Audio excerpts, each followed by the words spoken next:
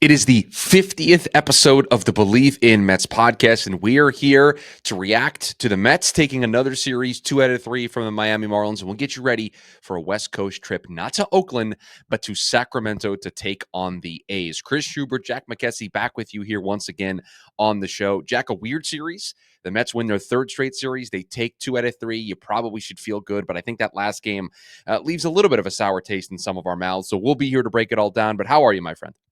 I'm good, Chris. I was about to say the same thing you were. Just feeling kind of weird, especially with the fact that the Mets are not going to Oakland to play the Athletics. It kind of adds to the weird discombobulation I'm feeling right now with Series 4 or Series 5 this season. Yeah. And yeah, I'm ready to get going. I did a little advanced scouting. So I find myself, since I live on the West Coast, watching a lot of late night West Coast baseball. So I have found myself taking in not full games, but like the 8th and 9th inning of a lot of Sacramento baseball. And I'm just letting everybody know now, it gets a little weird there. It is a weird ballpark. It's a weird configuration. It's going to feel weird. It's going to seem weird.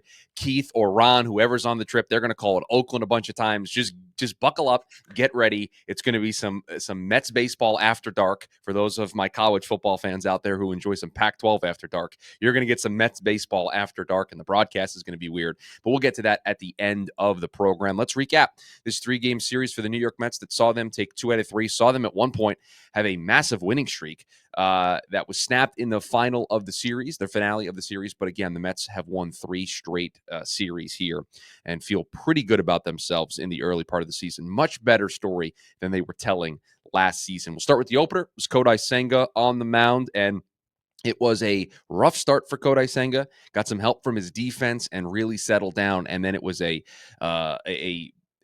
Juan Soto performance. He was 2 for 3, 1 RBI, 1 walk, and the Mets win the opener of this series against a Marlins team that we've now faced 6 times to start the year, and they are just a bunch of dudes. Like, there's nothing that differentiates any of them. They're just all a bunch of guys. They feel like a quad A team at times. They feel like they're managed by somebody who should be managing in quad A with some of the mistakes that they make. But Kodai Senga on the mound in the beginning of this series, let's pick up a win. Yeah, it was kind of a similar story to his first start, where it's just like he still seems a little bit off, like he's still not quite into the swing of things yet. Gave up a single and a walk to start the game. Like you said, got some help from his defense, and then had another walk, and then kind of started to settle down a little bit more. The ghost fork started working in the later innings, but by then his pitch count was kind of elevated, and so he needed to be taken out. I am hoping that this is just kind of more knocking off the rust. Again, he only started that one game last year during the regular season. We will always have that one start last year, but there's clearly rust there, and I'm hoping that's all it is for right now. Same thing kind of goes for the bats, because right now it still kind of feels like it's Pete Alonso, it's Juan Soto, it's Francisco Lindor, and not a lot of the rest of the lineup. Brandon Nimmo came up quite a few times in game 1 of this series with men on base, and the Mets finished the game leaving 10 men on base and 1 for 10 with runners in scoring position, which is not ideal. Yeah, they had a moment in the 6th inning where they had first and second, nobody out, and they ended up not getting anything out of that situation. And I wrote in my notes here, and for those of you who want to hear my instant thoughts after each of these games, over on the Locked On Mets YouTube channel, I do post-game shows where we instantly react. Moment game is over, you just get my raw thoughts to everything. At least on this podcast, I can allow things to kind of breathe a little bit. This is kind of how you wanted it to set up if you're the New York Mets. Like, you look at the lineup from this game and you look at who produced. Lindor with 3 hits, 3 well-placed hits, right? He had the bloop hit, he had the bunt, and then he had a laser beam to left field. For 1,500. Yeah. Soto has an RBI hit in this game. He goes 2 for 3, looks more like himself. And Pete does Pete things, and he was 2 for 4. You got 7 hits from the top 3 guys in your lineup. When the lineup was put out in the spring and we thought that this was what it was going to look like on opening day, you could very easily circle those 3 guys and say, that's the engine. That's the engine of the offense. And on a night when those 3 guys combined for 7 hits to only get 2 runs, you look at the bottom part of the lineup. You look at Brandon Nimmo going 0 for 4. You look at Vientos, who this was his best game of the series. He drew 3 walks. He got robbed on a hit by Griffin Conine making a diving play. So he had some much better at-bats in the opener of this series. But you look at Winker give 0 for 4. Acuna, second base is a huge problem. We'll have a Brett Beatty conversation, I'm sure, again here at some point. You just weren't getting a whole lot from the bottom part of your lineup. And so even when the top part has 7 hits, You only score 2 runs, but it's enough because Kodai Senga gives you 5 innings. And I mean, what do you need to say more about this Mets bullpen? I mean, everybody is on the trust tree. I mean, the trust tree, we haven't even had to call an emergency meeting to move anybody on the trust tree.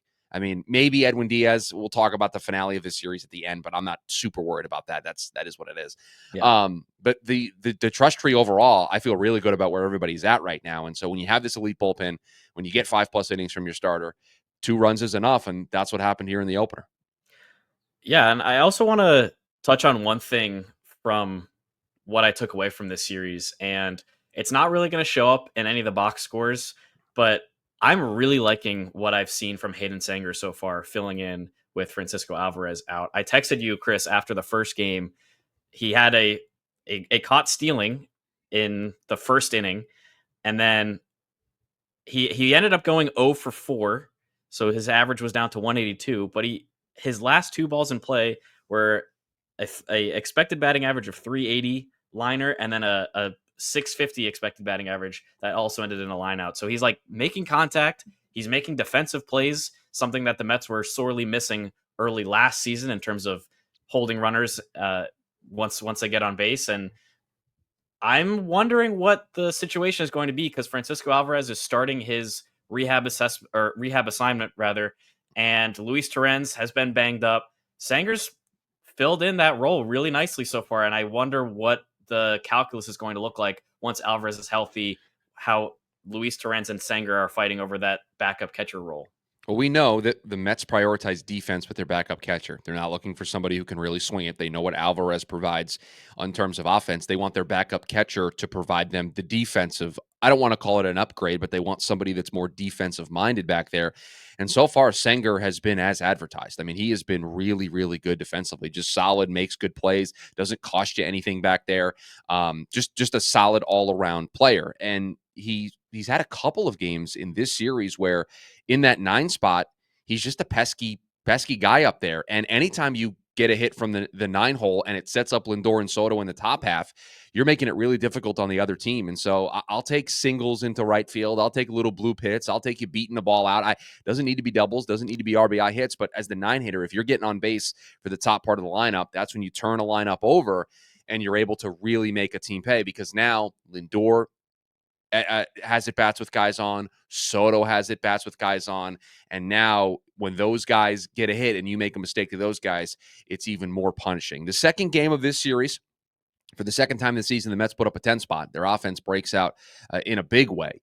It would be the only time in this series that their offense broke out in a big way, but they put up a 10 spot on the Miami Marlins. It is Clay Holmes who gets the start, and I think his best start of the season, and his stat line does not match how well he pitched in this game. He ends up having 4 runs on the ledger. He pitches into the 6th inning. After not being able to finish 5 innings, he gets into the 6th inning, but it is the 10 strikeouts. It was the breaking balls in to lefties. It was that kick change. He was using everything. Really wasn't using the sinker, a career low usage of the sinker in this game. But the first Met starter to get double-digit strikeouts, I thought Clay Holmes was at his best in this game. So that's super encouraging that through 3 starts, he has gotten better and better and better. I think you'd worry about somebody who's making that transition from being a reliever to being a starter, struggling in that first start, not being able to go deep into the game.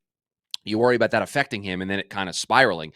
It's been the opposite. He has gotten better and better and better through these first 3 starts, capping it off with this 10 strikeout performance. At one point, he had 5 strikeouts in a row of Marlins hitters. He was on fire. The offense was on fire. The wind certainly helped them rally early in this game to tie it. But then it was Nimmo who had a big hit after going 0 for the night before. Starling Marte contributed a 2 RBI hit. And then one of the weirdest mistakes I've ever seen a team make, to intentionally walk Juan Soto, to load the bases for the hottest hitter in the Mets lineup, and then to proceed to play the infield in and the outfield in to Pete Alonso, who then proceeds to very respectfully deposit one into the gap for a bases clearing double. Like I wrote in my notes here in all caps, this Marlins team stinks. Like the fundamentals of this team are so bad. The fact that we've lost twice to them already grinds my gears pretty hard. But yeah, Clay Holmes was great. The offense broke out, and I need somebody to explain to me what the Marlins think they're doing defensively. Yeah, if you were watching the broadcast as well, they kept questioning Oh, all of the Gary, I decisions. have never seen Gary Cohen destroy a team more than he was destroying McCullough and this Miami Marlins team in real time. Because there were just so many situations that just didn't make sense for why you're playing the infield in with guys like Pete Alonso up You and walked Soto to force the double play and then didn't play for the double play. It's literally what right. Gary said on the broadcast. Like, if you weren't going to play for the double play, just pitch to Juan Soto. It's the same thing as pitching to Pete Alonso. It's not really all that different. They're two very good players. Right. And the other thing was when they intentionally walked Soto, it was already first and third. So rather than letting him go to the open base, you're pushing another guy into scoring position. Obviously, it doesn't matter because the bases were cleared with the double on the next hitter anyway. But it's just a lot of weird decisions. My takeaways from this game were a few. First and foremost, seeing Brandon Nimmo come up in a spot and finally pull through. I just went Yeah. through and counted all four of his at bats in the first game of the series were with two men on, and he went 0 for 4, and that was a huge. It had the huge potential of crushing his confidence early in the season because obviously when you have guys on base and you're trying to make something happen and you go 0 for 4 in all of those situations, it can be really frustrating, especially for a veteran, a leader on this team who is expected to come through. Didn't any of those times in game one. Mets still ended up with the win. But then to come through in the second game with a double that scores a couple scores a couple guys Mhm. when the Mets were tied still is a huge moment. And to have him get that confidence a little bit back, we'll see how much that translates into the next series and down the line. But that was really nice for me to see. Clay Holmes, you mentioned it already, outstanding in this start. Clearly, far and away the best that he's had so far this season. Pitches into the sixth, like you said. I think he was one pitch away from an immaculate inning in the fourth, I want to say. I think he got one up and I can in check this ball story. to one of the hitters. I think it was like the first or second hitter. But he was three strikeouts in the inning on 10 pitches. Shout out Jacob DeGrom from that All-Star game a few years Yeah, back. so here you go. I got it for you. So Yeah. he struck out Hicks. It was strike one, strike two. He threw a ball that was close, and then strike three, and then he proceeded to set the next two guys down on 6 pitches. So yeah, 10 pitch inning on 3 straight strikeouts for Clay Holmes.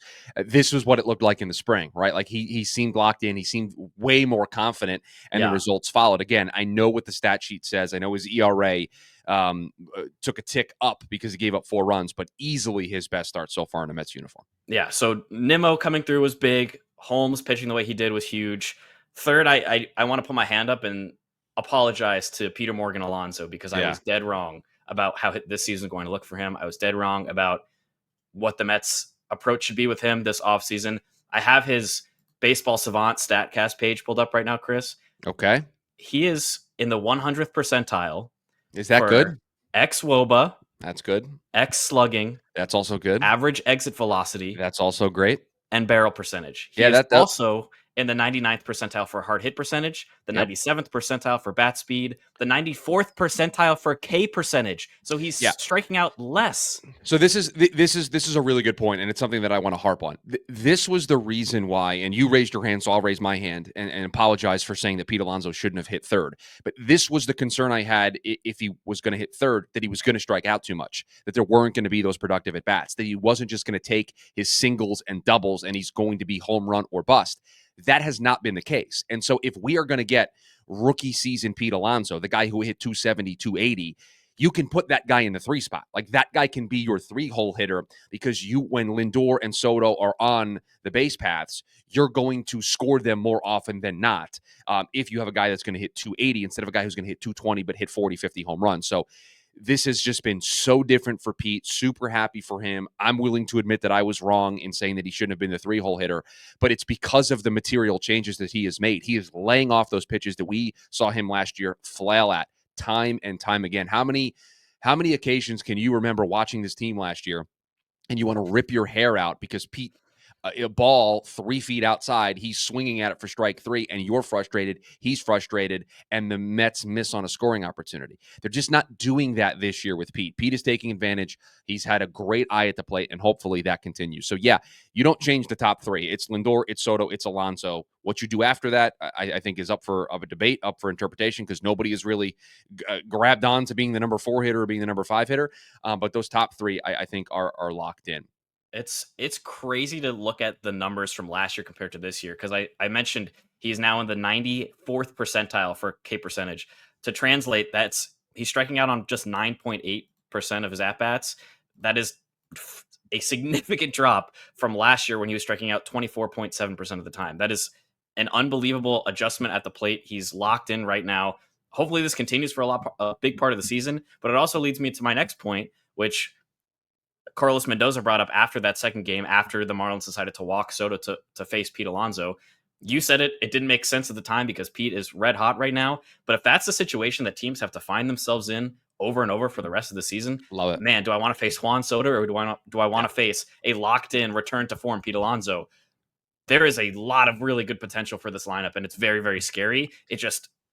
We're going to need to see a lot more from hitters 4 through 9 in this order. But that 2 and 3 Soto versus Alonso decision, Carlos Mendoza said it's a pick your poison, and that's the perfect way to put it. Those two are phenomenal hitters. They've been off to good starts so far. Soto, I could see hitting for a little bit more power down the line as well. So there's a lot of potential, a lot of danger in this lineup, and seeing how the pitching has been already and how we imagine the lineup to be, there's a lot to be excited for, even with weird series like this. And Carlos Mendoza is kind of dealing with one arm time behind his back because he's got a backup catcher playing.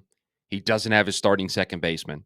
His third baseman is off to a rough start. Like, what happens when all of that turns as well? The team gets healthy. Mark Vientos breaks out. Then it really is you're just going to have to just decide, okay, we're just going to throw to this guy and just cross our fingers and hope for the best. Like, that's what the Mets envision when they put this lineup together. And so far, and we'll use this as a perfect transition into the final game of this series, they're just all over the map. On one day, they can look like the offense that we want them to be, and they can drop a 10 spot, and they can have some great at-bats, and they can look really good. And then there are days like the finale of this series where they get 2 hit and there's a no-hit bid that goes into the latter stages until Francisco Lindor breaks it up, and you have Tyler McGill only go 4 innings, but doesn't allow an earned run because he's kind of good, but just can't get out of an inning, and his command is all over the place and throws 90 pitches in 4 innings. And then the I don't want to say the Mets bullpen kind of imploded on themselves. I think that's unfair. If you had Max Kranick up ready to go in the 5th inning, he should have just started the inning clean. Like, I hate this idea that Carlos Mendoza constantly puts his bullpen arms in. I think we can all agree right now that while the Mets starting pitching has been good, they at times kind of flirt with disaster. David Peterson did this in that start in Miami that he had.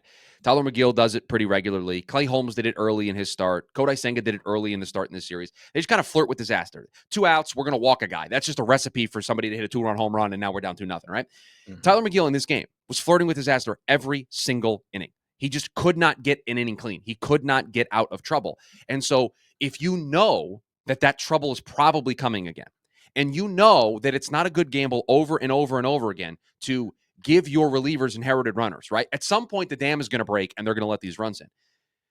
This is a pro Max Kranick podcast, and Max Kranick did his job, but stop putting Max Kranick, stop putting Jose Budo, stop putting Huascar Brazaban, stop putting these guys in this situation of, oh, yeah, it's just a runner second, third. They'll get out of it, no problem. Because you are flirting with disaster. You are flirting with, at some point, they're going to give up a hit and 2 runs are going to score. Get the clean inning. Tyler McGill threw 400 pitches by the time the 5th inning rolled around. If you had Max Kranick up and ready to go, that means you were ready to use him for 2 innings. You had a day off yesterday.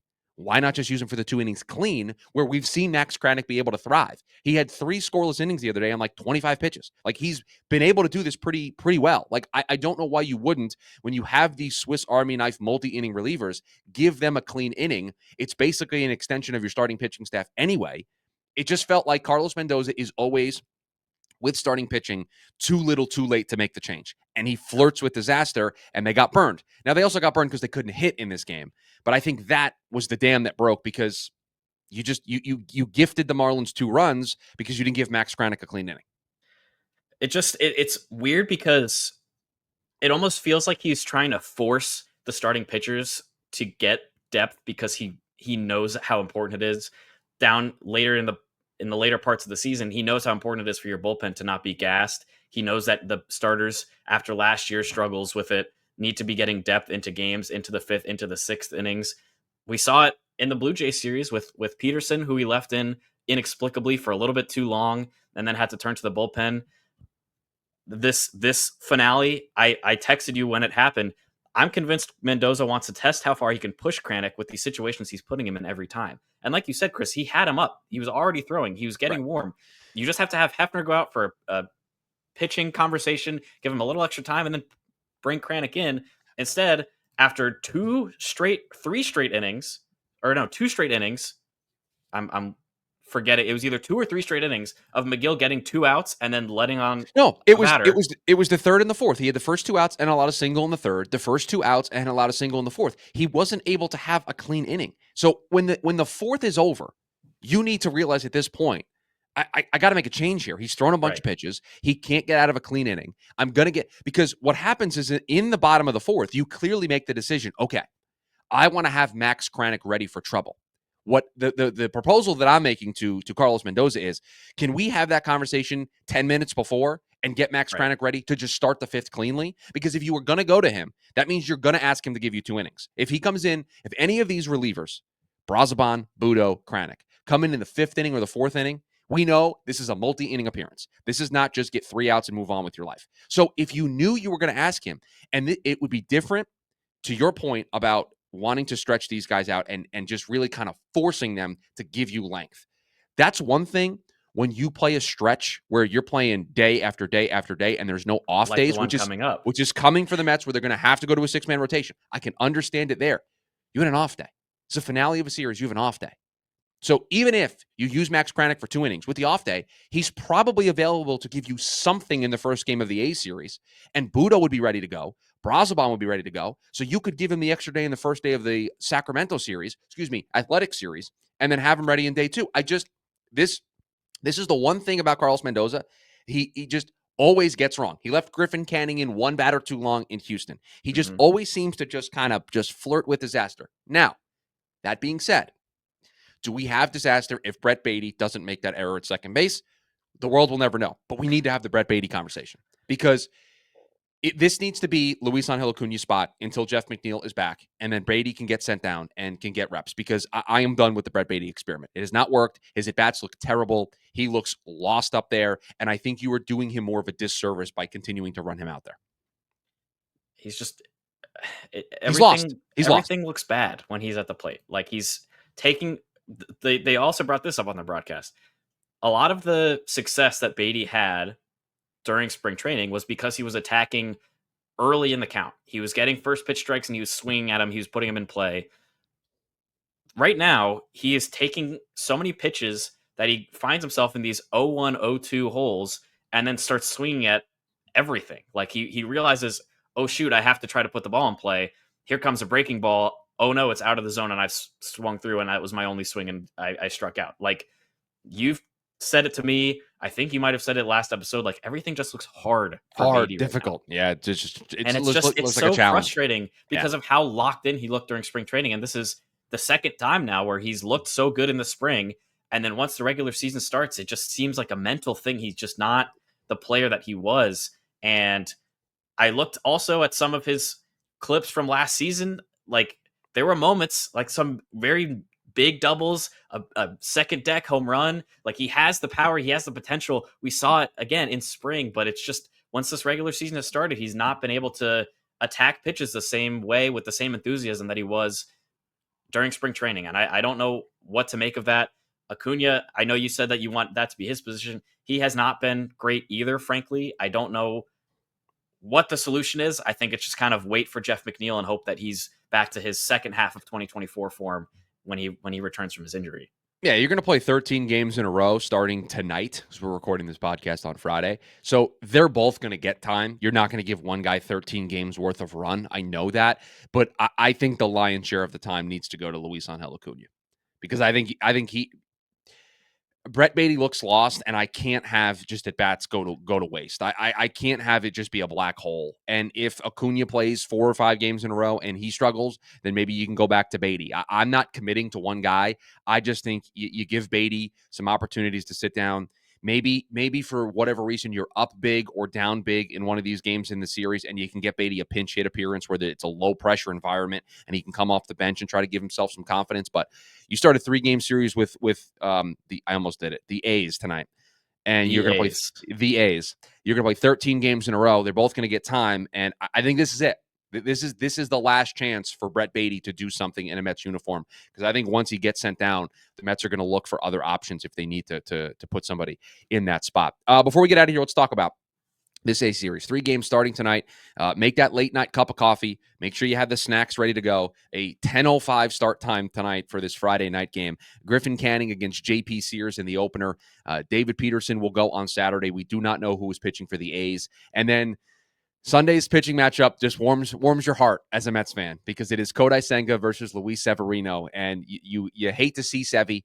You were kind of hoping to miss him, I think, but it will be cool to see Sevy and see him go up against the Mets. So that'll be a little sentimental watch there on Sunday to see Senga against Severino. But you start a 13-game road trip. We're going to try to get these podcasts out in expedited fashion. Just bear with us, everybody, because the series is going to end on Sunday. We'll try to record on Sunday and get it out before Monday, but these next 13 days are going to be wild, but we'll be here for the whole ride. So, Jack, your thoughts on this A's series? Feels like an opportunity to see a new ballpark. That's cool. That'll be fun. You hope to see the pitching go deep, but this offense needs to find something here, and they need to find it in a hurry. I mean, the big thing that I'm looking for right now, Chris, is the offense because, I mean, we mentioned it. There are just nights where they're on, and then there are nights where they're completely off. And it feels like going to Sacramento with this minor league ballpark where the Cubs scored 18 runs in the first game at the ballpark earlier this season. This is a really good chance for the hitting to kind of step up. Like some of these hard hit balls might sail a little bit further or in the warmer weather rather. And I am interested to see if that is the case. I'm interested to see how Nimmo looks. I want to see Mark Vientos continue to take better at bats and make harder and continue to make the hard contact that he did in some of these Marlins at bats as well. Another interesting thing, Chris, that I was looking at, I recognized JP Sears' name, and I thought to myself, I wonder why I recognize his name. Okay. He's the starter for the A's in tonight's game against Griffin Canning. He also has a Mets connection. He was part of the A's return when they traded Frankie Montas to the Yankees a couple years ago. So wow. Frankie Montas, who is now a Met, is he though? I haven't seen him pitch for the team. JP Sears to I was going to say Oakland to the A's. So I'm interested to see Sears. I'm interested to see how Sevy pitches without the Mets pitching lab behind him. I wonder he's 0-2 right now with a 4.74 ERA. So he had a great opening day start. He had a great opening day start for the A's. I have not been paying much attention to what Sevy's been up to since. He has a 7 ERA at home, so that ballpark clearly maybe doing some wonders there. But yeah, we'll be back on Sunday to recap it all. Oh, real quick, Edwin Diaz. I'm not making a whole lot of that appearance. No, he has one of these every so often. Now, I will tell you real quick because you and I were having a conversation off air about this, and I want to bring it on air. I would like to pass a motion that any reliever that points to the sky after they pitch the ball and the thing goes at least more than 4 rows deep, you can't pitch for the next 4 days. Like, I don't care. I don't care if it hurts me as a team. You can't Hansel Robles yourself. You just can't do it. You can't point to the sky like, oh, got him, jammed him, pop up, and the thing go 5-10 rows deep. Like I'm embarrassed for you, and I didn't throw the pitch. I didn't make the mistake. Because you were so confident that you jammed the guy. Oh, he got it off the end of the bat. Boom, we're there. And the thing is 15 rows deep. Huascar Brazoban did it in this series, and Edwin Diaz did it. So you can't Hansel Robles yourself. Please, don't do it. I was going to say it happened twice. Like Brazoban did it. Yeah. Pointed to the sky. Yeah. Nope. Sailed out of here. Especially when, Chris, the wind is blowing out to right field and you point up on a deep fly ball. I mean, what do you think is going to happen there? And you're to me, pointing to the sky is just you're asking for trouble. I just wouldn't do anything. What I would do is I'd throw the pitch, and if I think I got him, I would just turn. And then when I see where the ball is, I'll hit you with one of these. Hold your hand in your glove. Right. You don't need to be pointing. The fielders are looking at the ball. You don't need to. Right. Signal. You don't need to help them. They're okay. They've got it. And as far as Diaz, like, every time he comes in a non-save situation, I'm like, any run that he gives up doesn't count. It doesn't count. In my mind, it doesn't matter. No, it doesn't count. It doesn't. I know it goes against his ERA. It doesn't go against the ERA in my mind. It doesn't count. It doesn't go against his save ERA. Yeah, I know. Which is not a real thing. But yeah, so don't point to the sky. Don't do it. I am scarred from Hansel Robles doing it, I believe, 15 or 20 times within a season. You know what? This is what we're going to end on. I'm going to look up how many home runs Hansel Robles gave up in one season because I think it directly correlates to the number of points that he had during the year with the Mets. So he was with the Mets in, let me see here. How many home runs did he give up? So he gave up, it had to be 2017. In 2017, he gave up 10 home runs, had to be 10 points to the sky. Every time it was a point to the sky.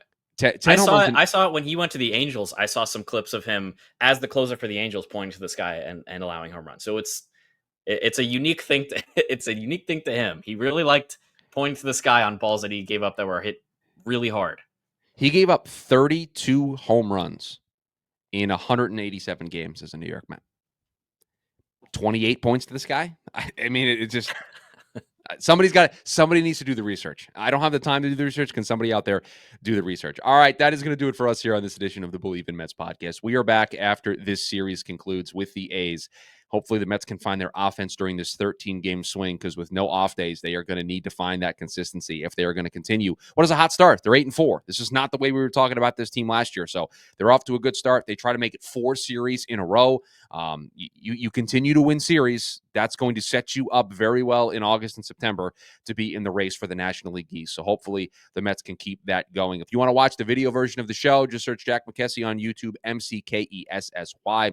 Rate, review, subscribe to the podcast wherever you get your podcast. Have a good weekend. Enjoy the series with the A's. We're back to break it all down on Sunday. And as always, let's go Mets. Let's go Mets.